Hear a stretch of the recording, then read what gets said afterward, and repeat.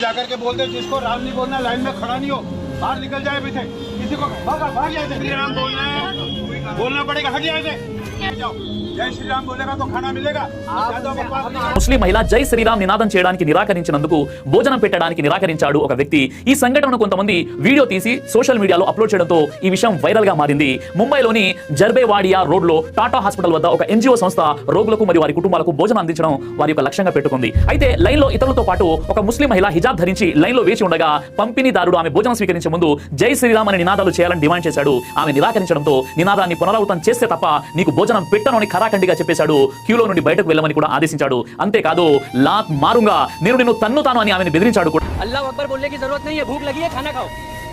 ముంబైకి చెందిన కొంతమంది ముస్లిం సోదరులు బ్రదర్హుడ్ ఫౌండేషన్ ద్వారా ఎటువంటి షరతులు లేకుండా భోజనం పంపించడానికి ముందుకొచ్చారు. అల్లాహ్ అక్బర్ అని చెప్పాల్సిన అవసరం లేదు, మీకు ఆకలిగా ఉంటే తినండి అని బ్రదర్హుడ్ ఫౌండేషన్ మతపరమైన షరతులతో కూడినటువంటి ఉద్రిక్తతల మధ్య